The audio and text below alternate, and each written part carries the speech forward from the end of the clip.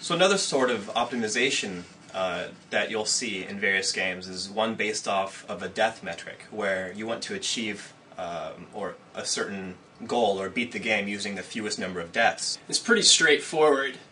You know, generally speaking, what are you trying to achieve? You're trying to be flawless and achieve something without dying. Now, how do you go about doing this? In our opinion, you have to master each section of the game you're playing at a time. There are lots of games that you can go about and give examples for this. Outside of Flash, there's I Want to Be the Guy. Inside Unfair Platformer, Run Elephant Run. All of these games, your goal is to get through the entire game without dying, or dying as few times as possible. And generally speaking, these games all have sections that you can break them down into, or levels. So what you do is you go through a specific level over and over and over, and this is repetition, something we've mentioned previously. And just work on it, get it down, and until you have that section mastered. And then you can move on. One game you may all be familiar with that was released on Arbor Games a couple of months ago was Seppukutis, which is another death metric game where you want to sort of limit how often you have to commit seppuku. You know, when you kill yourself in that game, you leave behind a corpse that you can step on and get to higher areas. But not every section in the game that would be made easier by doing this is a necessary thing to do. You can do a lot of the game without needing to kill yourself. And in a game like this, you want to sort of figure out what are the limits of your character. How high can they jump? How far can they jump? Are there any sections that are simply too high? Or are there certain dangers that you absolutely need, to place a corpse in the middle somewhere so you can jump across safely? And in a game like this, we've determined that the optimal death count for the entire game would be 3. Personally, I think it's pretty amusing given the fact that the developers themselves thought the minimum possible was 5.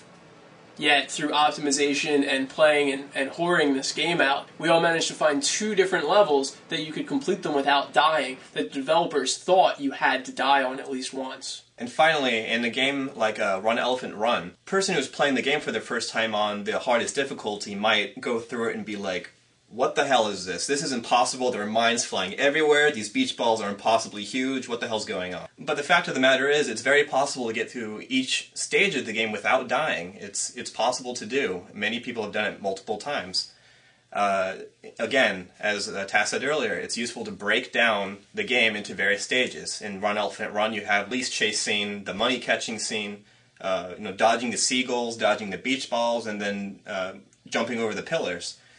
Each one of these sections you can practice and sort of devise a different strategy for each section, and then all you have to do is just string all those strategies together in one attempt, and you've got 0 deaths. It takes a lot of practice, and it takes many attempts to do, but that's sort of the nature behind optimization. You have to do things multiple times before you can figure out what the best sort of strategy is for getting past a certain section. And you have to get a little bit lucky, too. Luck is something that we hear a lot of people complain about. The nature of luck is that you can't control it. Things happen, and you simply have to deal with them, whether you like it or not. And little luck components in various games like, Ring Pass Not, Pandemic 2, Max Miseria, Zilch. And the idea behind luck is a concept called variance, which is a fancy way of saying luck. There's going to be a varying result, even if you use the same strategy every time, because of luck. What you want to do in the face of luck is devise a strategy that will work the most often, or give you sort of the highest chance of success. Even if you know that some attempts are going to fail and others will be more successful, you still want a base strategy that will be stronger than something to the contrary. For example, in a game like Pandemic 2, it's sort of a lamer strategy involved here, but you want to restart the game until you end up in an island nation like Cuba, New Zealand, or Greenland, for example, because they have access to all sorts of transport between the various countries, and you'll spread the virus across the world much more quickly. In a game such as Max Miseria, the luck component here involves battle mode. Specifically battle mode. You have to get through, I believe, 51 stages without dying. And that can be hard to do because sometimes the luck component in Max Miseria 2 battle mode is how much damage you deal and how much damage you receive. Sometimes they'll deal above average damage, sometimes you'll get lucky and they'll either miss or deal below average damage. You can't control that.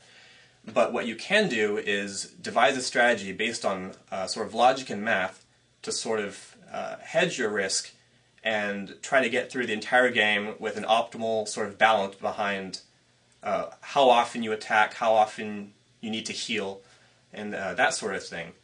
And another strategy sort of behind that kind of game is you want to try to get lucky early on, because it's much easier to restart at the beginning of battle mode than it is much later on down the line. If you have a really weak opening, there's no reason for you to continue and try to dig yourself out of a hole the rest of the game. You might as well go until you start strong, not have to use so many items, and that way you'll start off on a much stronger, start from a much stronger position. And usually in a game like that, if you can start strong, that will carry down a lot longer. Whereas if you have to waste more early, you'll have to continue wasting things more later on to play catch-up. And again, even though there is luck involved, you can use some simple logic and math to sort of give yourself something to work with. If you're just attacking randomly and healing whenever you feel like it, that's not a very strong strategy. It's entirely off the gut. It's not going to help you. If you kind of go through the game and memorize the order of what enemies appear where, who attacks first, how much damage they can deal at their maximum, how much they deal at their minimum, you know when the optimal point is to heal. If they can kill you in the next hit, you want to heal. But if you know that you can kill them in your next hit, even if they hit you, especially before a level up, you know that won't matter. You don't need to heal, because even if they do hit you, you'll have a level up and you'll auto-heal all your health anyway. How about in Zilch? Well, in Zilch, it's entirely based on luck of the draw, basically. Have your 5 dice, right, and they all roll, and depending on what you get, you can either take, 1s and 5s, yeah. And based on how many of those you get, it adds to your bank, or your sort of cumulative score for that round. One of the biggest complaints against Zilch was the fact that people thought the computers, the AI, were cheating or somehow rigged. And this is simply not the case. To make a claim like that would be misunderstanding the concept of variance and luck. For example, on easy mode, you go against the AI called Reckless, and the reason why it's on easy mode is because you'll notice that he will zilch quite often. And to zilch means when you roll and none of the dice have a 1 or a 5, and you skip your turn and lose out on any points you may have gotten up until that point. Now, the reason why this AI is the easy mode is simply because he will zilch quite often, but people will also complain about how the AI tends to rack up absurd point values. So the idea behind Reckless and why this may seem to be the case is because even though he zilches more often as a result of risk-taking, he also has that one chance where he will get lucky and he'll accumulate a vast score value as a result of rolling multiple times, which is the only way you can really get a high point value in that game, is by rolling multiple times and getting lucky with what you get. And that's why losing against Reckless usually involves him getting an absurd score multiplier near the very end and completely beating you. But then if you get up to a player like Cautious, or Realist, I believe his name was, the risk attributes change.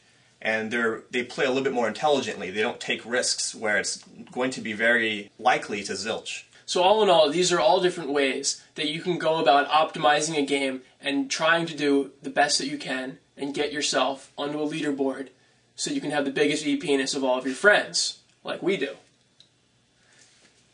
Hopefully these tips will help. Hopefully they will improve you as gamers. I'm Tass. MrRubix. This is Tass Tips 5, Mastering Games. Make sure to subscribe for more Tass Tips videos as well as Flash game walkthroughs. Be sure to leave comments down below. And subscribe right down there. Because as people keep pointing out, now there are ads up here. Before I pointed up here to subscribe, now there are ads. Because I'm a fucking partner. So subscribe down there. Peace out.